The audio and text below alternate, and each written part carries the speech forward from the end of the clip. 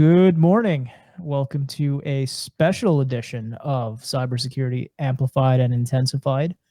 And if you guys like this and you let us know, maybe we'll do it every single Friday for you. Rapid fire?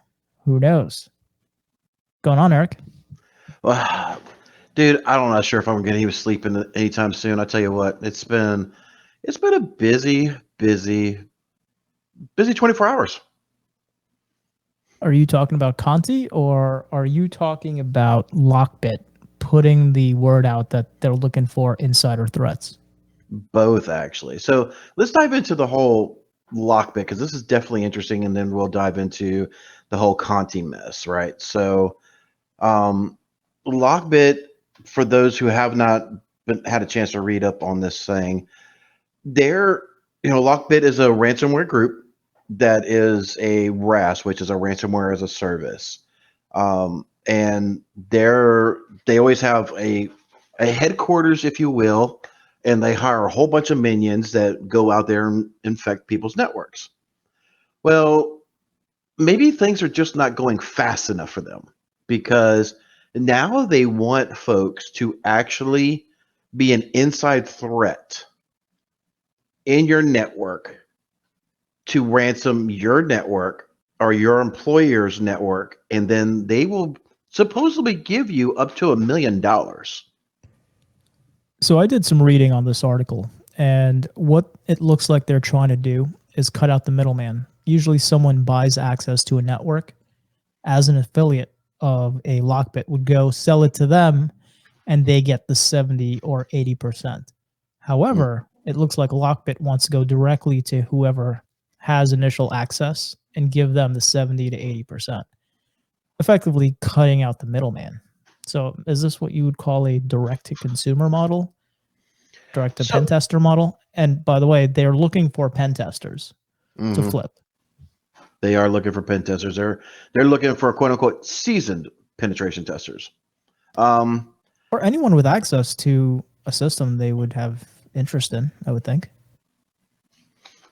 Yeah, so I don't know. The more and more I read about this, the whole affiliate model was, if you know a little bit about pen testing, you know a little bit how to break into a system, you could be an affiliate. Much like an MSP would resell a carrier, a Comcast Spectrum or whatever through a master agent, that type of thing. So, or a franchise model, if you will. It's kind of real far stretch for that comparison, but trying to compare apples a little bit. I don't think that's a far stretch because ransomware as a service has really evolved into a better built business than some IT providers. This is true. So if you had a little bit of skills and you actually contact them on the text chat or Tokes chat, you could be an affiliate. So like if I was a bad guy and I went after your network, I would compromise it, get persistence, use CrowdStrike to actually get phone back home to their command and control servers and start data exfiltration. When I'm doing that, I get a product key like you would for Microsoft Office or your Windows operating system, whatever software package that you have, and that would be your keys to the token. So that's how they were working it.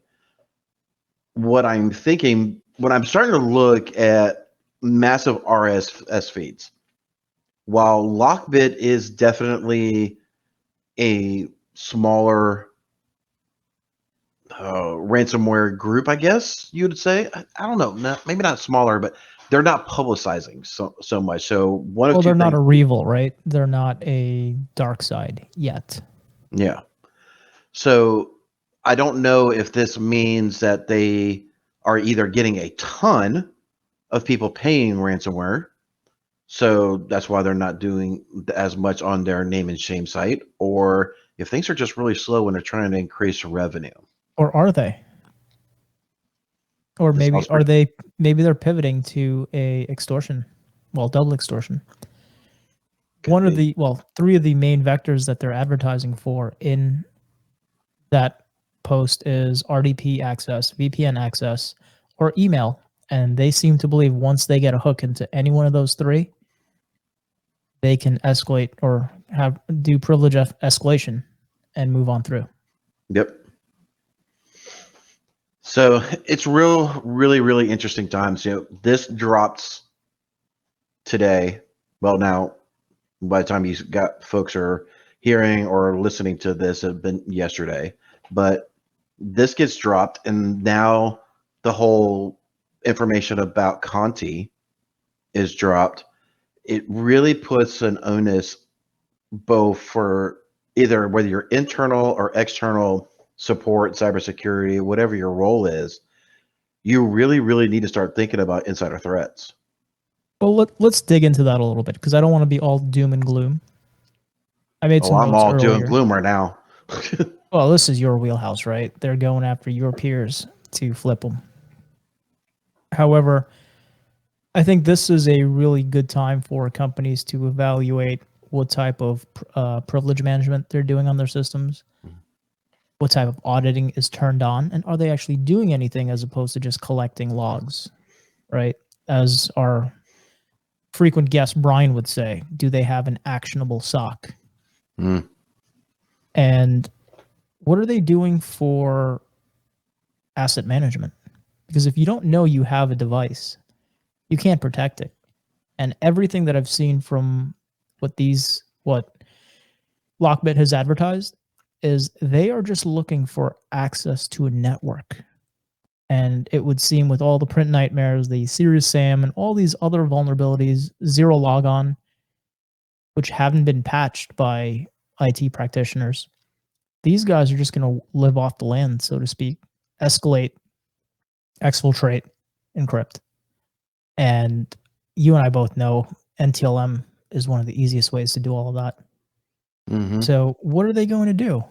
Now, do people, clients, anyone, do they adopt a zero trust methodology? Do they adopt zero knowledge? Do they go right now and review every permission for everything? What's the move? Based off of what we're seeing from Conti, and I've downloaded their entire playbook and all their files and all that because I wanted to get it before it got taken off, but I'll go ahead and share this for those who are actually watching the live stream. And whoever's listening, if you're going to open any of these files, do it on a system that doesn't have access to anything good. Make sure you have macros turned off because some of these are Word documents.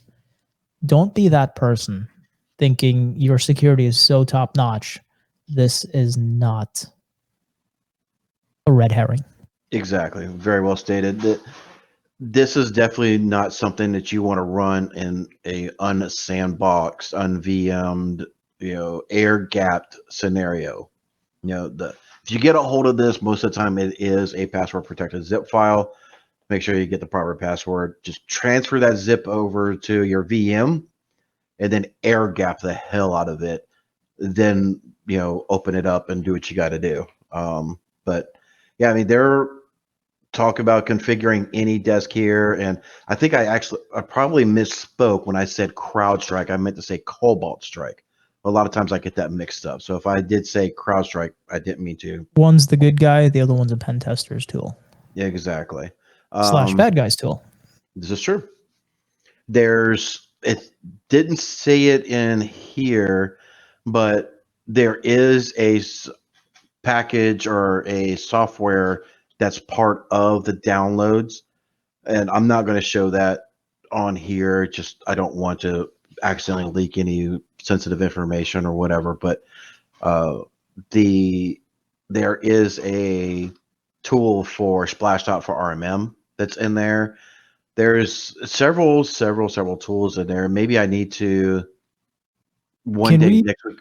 Can we talk about this Splashtop tool before there's mass panic? Let people know it's an incredibly old version that has likely been compromised many ways and since been updated many times over. It's a version 1, and I believe current version is some version 3. Yep. So the one that's in the package, it is version 1.0.2 dot something. And I spun it up in a VM, ran it through its updates, and it completely updated the 3.6 dot whatever. I don't remember the exact version numbers, but it works. I don't know if this is because there is some mentions of Altera in the documentation. So I'm not sure if Altera uses Splashtop for RMM as part of their agent deployment. Again, there's some speculation here. I don't want to say I'm throwing Altera under the bus. Just saying early signs is to make sure if you're not using Altera, make sure Altera is not on there. If you're not using any version of Splashtop, get Splashtop off your network, any desk off your network. If you're running Splashtop, make sure the quote unquote Splashtop for RMM is nowhere on your network.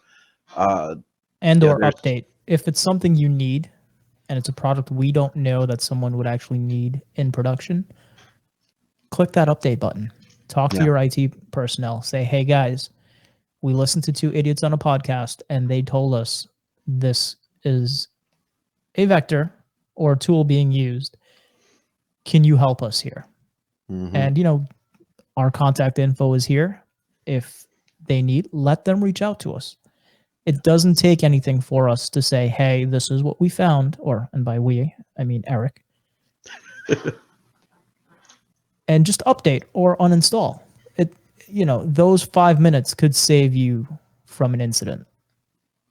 Thousands and thousands of dollars. I think what we need to really stress, if nothing else right now, the first thing people need to be doing, whether you have internal, external, you're a technologist, whatever, folks really need to be going through and doing a software audit. You know, what is installed? Does it need to be installed? And is it, if it needs to be installed, is it updated? Now, Go through that tonight.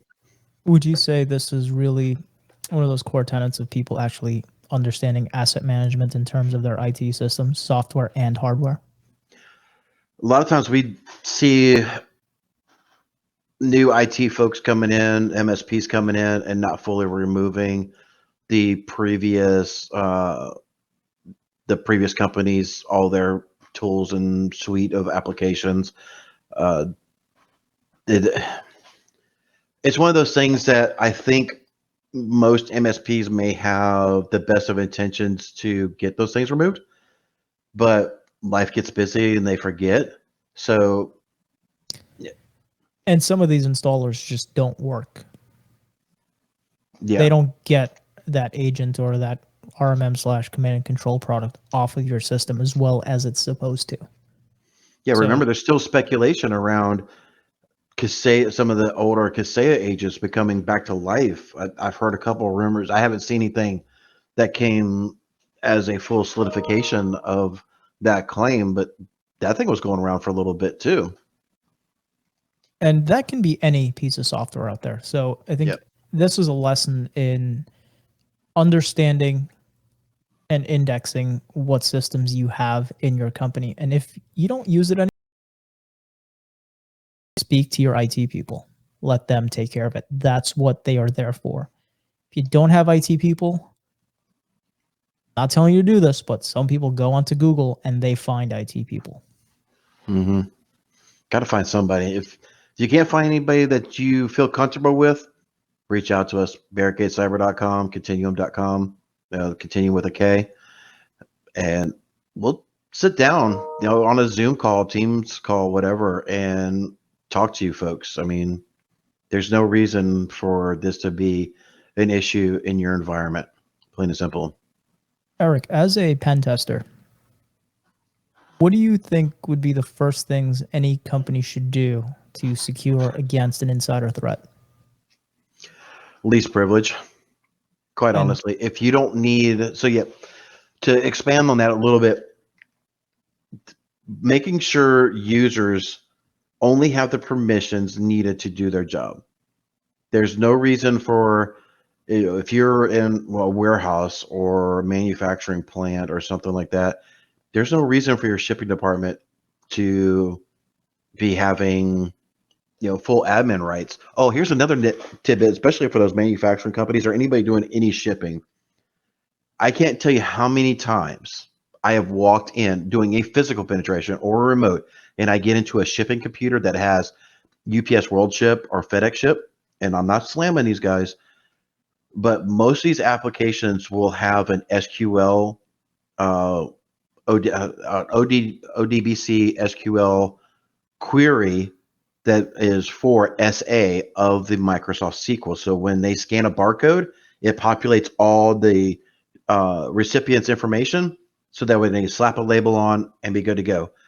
But for an SA account, for those who don't know, is like having root access to a database. And most of the time, that stuff is stored in plain text.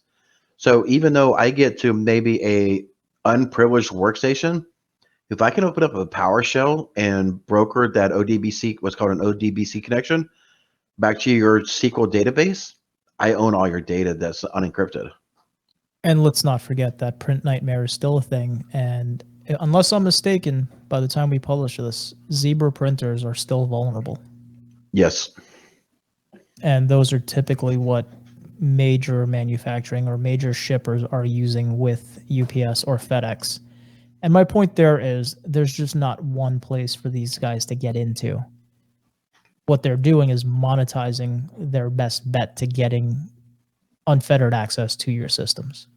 Yeah, if you don't think that a hacker or a hacking group literally does not have a notepad or OneNote or whatever their flavor of choice is with all the known exploits and how to exploit them within the last 12, 16 months, you're sadly mistaken. Because I guarantee you, as soon as they start seeing some goofy indicators, they're going to go right and search for that, and they're going to go to town.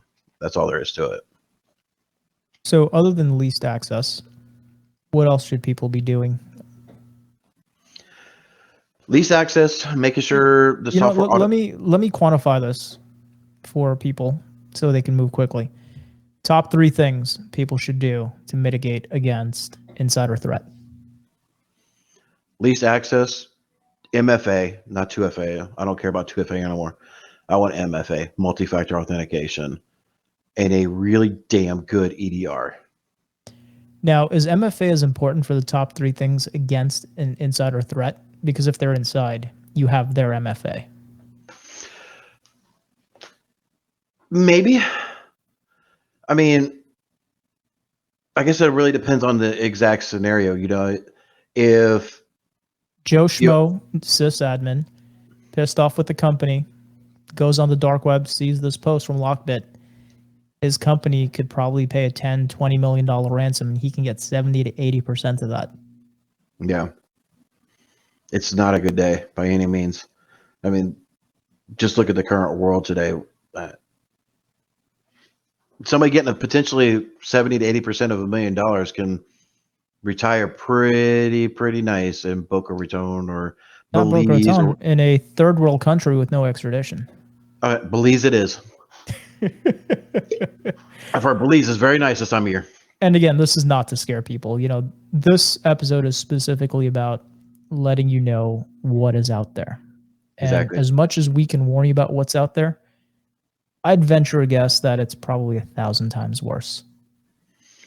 Yeah, that's why we can think of.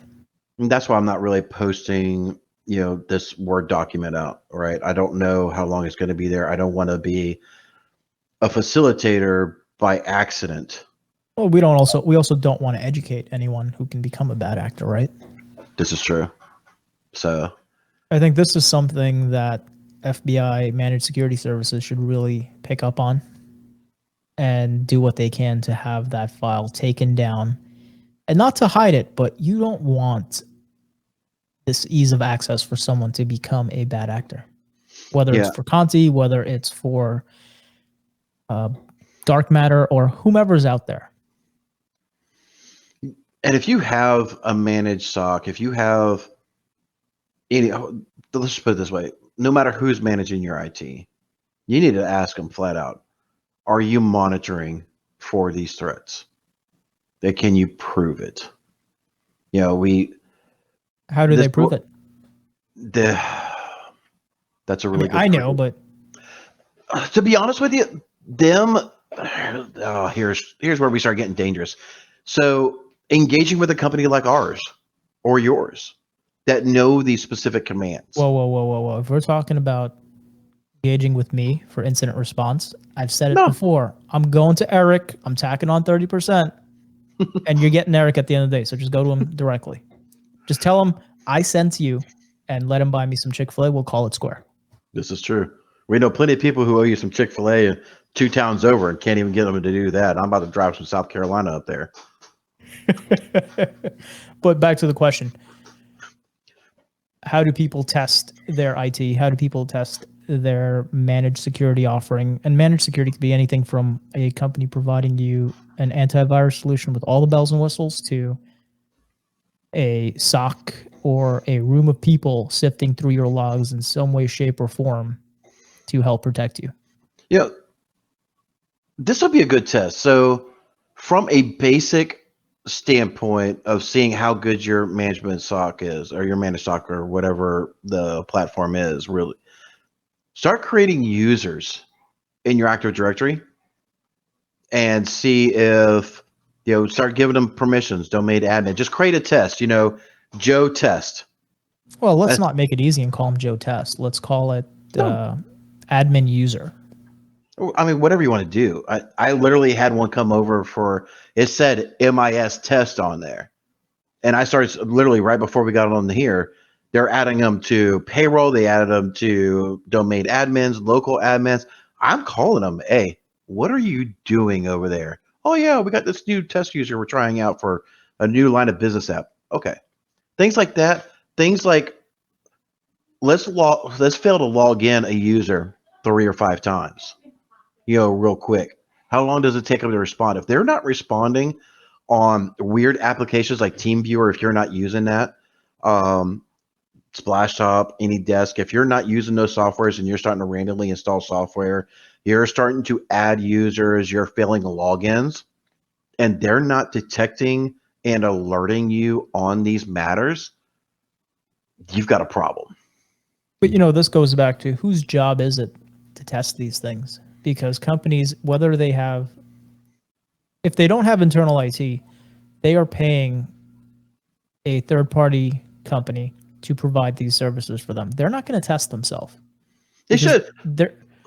The typical provider is not going to test themselves to the degree to put egg on their face. If you have internal IT, there's always a measuring contest of who's better. You can point them towards the managed security offering and say, hey guys, figure out a way to prove they don't work and we'll increase your budget to do it in-house or some version of that, right? But see, I push back on that because I tell my clients to test me all the time. I really do. It's like, you want to find out how fast our response time is? Log in 4 times incorrectly. Or no, 3 times incorrectly. See how fast me or one of my team members calls you. But how many people have the bandwidth to do something like that? Not even the know-how, just the time and the ability to do that. I know how important it is. You know how important it is. What's the easiest way for a company of 10, 20, 30 people with no internal IT to test whether or not their systems work? That's just a failed login. That's literally, you could get to work 10 minutes early, 5 minutes early, and literally blame it. Oh, I haven't had enough coffee this morning and I forgot my password. I got it now. But that's some of the easiest things to do. Okay, I like that. How many times should they fail their login? Because I want to make this as simple and clear as possible to try to help people. And yes, I said the help word. Yes. I'm sorry. Honestly, I would say 5. I personally like 3, but that's just me. But yeah, but you are anal about that stuff. I am. I know how your monitoring works to a degree, and you'd probably get pinged after 2. I do. And 3rd is the oh shit. Mm-hmm. If we don't get in touch with a user, we isolate the workstation. So that's kind of the stuff that we do until we can get in touch with them, right? So didn't we come across something recently where a security product said they isolated a workstation, but they didn't? And I'm not naming and shaming, but I seem to recall in our personal Zoom room this morning that was mentioned. So we were going through a test with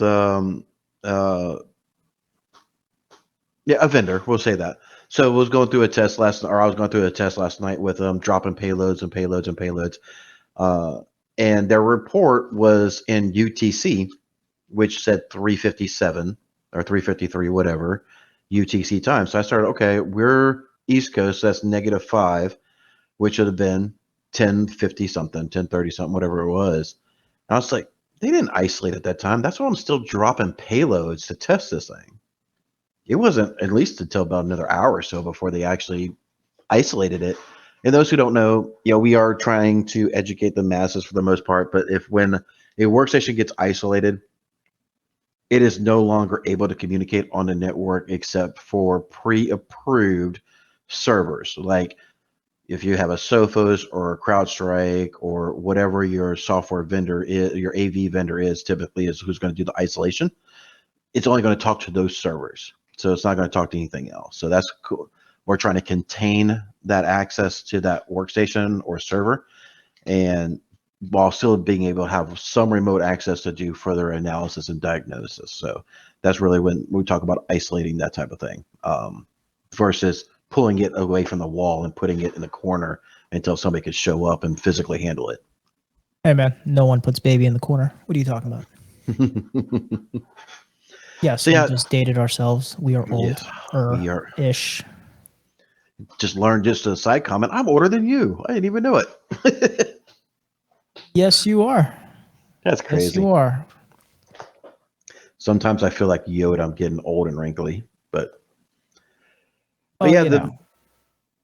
the moral of the story, folks, really, I mean, this is going to be actually probably one of the quickest episodes that we do. But if you've got to start looking at your security, you really got to start looking at your network and your people. Yeah, I know we have a whole problem with workforce shortages across the country and all that, but if you think somebody may be a potential risk to your organization and costing you hundreds of thousands of dollars, you better get ransomware, because now they can actually go and literally get a new employer to pay them 70 to 80% of a ransomware note. Hey, Eric, one thing I'm thinking about as you're saying this, do you want to explain to the audience, listeners, what ransomware as a service is? I think I touched on it a little bit before, but we're happy to do it again. So ransomware as a service really is, it is a brokerage account. So, like I was saying at the beginning of the show, you have an IT vendor, you have a sales agent that will resell you internet services, sometimes cell phone services, different type of carriers, things of that nature. They will broker. You have the corporate IT or the corporate headquarters, and they have a bunch of minions that go out and take care of that. In the ransomware as a service, you have the head programmers that build out their entire deployment to package, come up with all their how-tos, things of that nature to educate the actual hackers, penetration testers, or the penetration experts. I guess I shouldn't call them testers, but how to do the job that they're getting ready to do. And for that, they actually go out and do it. So you have that level of separation. It's almost like you're funneling money through a third party to a degree, but that way you have that level of separation to some degree as well. But you're really trusting, I guess trusting is a bad word, but you're leveraging the third party to actually perform the hack on your network, and then data exfiltrate and get all of your stuff and then encrypt your network. And the head office, quote unquote, is just collecting their 20% as a finder's fee, if you will. And I guess what that means is these people are highly motivated to gain persistence and trigger an incident. Oh yeah, absolutely. Yeah, most of these countries do not have the income like we do here in the States. Say what you will about minimum wage or whatever. We're not going to have that kind of discussion, but dollars to donuts, most of the time, our dollar is a lot higher than most of these other countries are. So, if they can go and make, let's just say 50,000 US dollars, that's a freaking metric F ton probably in their country. Where I know for a fact, for bug bounty work that we do a little bit work on for like HackerOne and some of those other platforms, some of these third world countries, you can get $10,000-$15,000 paid to them in US, and they are set for the entire year. So they work all year long and find that one exploit for that one product, web app, whatever it is, and it pays off for the entire year. That's kind of to show you like how much would $15,000 last for one of us in the States. Just kind of compare it. I mean, these guys are ruthless. They don't make much money in their country. It doesn't cost a whole lot of money, and when they get paid well because of the exchange rate. It's a life-changing experience for them and for you. Yeah, exactly. Alrighty. I think that's it from my end. Anything you wanted to add before we close out here, Eric? Nope. Next time you see me, I might be all droopy face and like drool coming out of my mouth after looking through all these documents. It's going to be a long night. Oh, maybe we need to call Black Rifle Coffee and have them on as a sponsor. Dude, I would love some Black Rifle Coffee. I've heard it's so darn good. I will get you some. Awesome. Well, thanks everybody for again tuning in and putting up with us and listening to yet another episode. Please, please, please check us out on amplifiedandintensified.com. If you're listening to this on a podcast, please let somebody know about us. Give us a rating. Tell us how we're doing. If you're looking to us on social media, do the same. Subscribe to the YouTube channel. Let us know how much we're sucking at this, or if we're doing a good job. What would you like to hear? What would you like to hear us talk about? We'll consider it. May not do it, but we'll consider it. But until next time, I'm Eric with Barricade. I'm Shiva with Continuum. And Eric, do we have an address for YouTube now?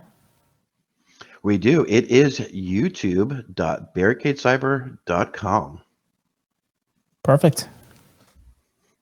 Thank you. Take care. Take care, everybody.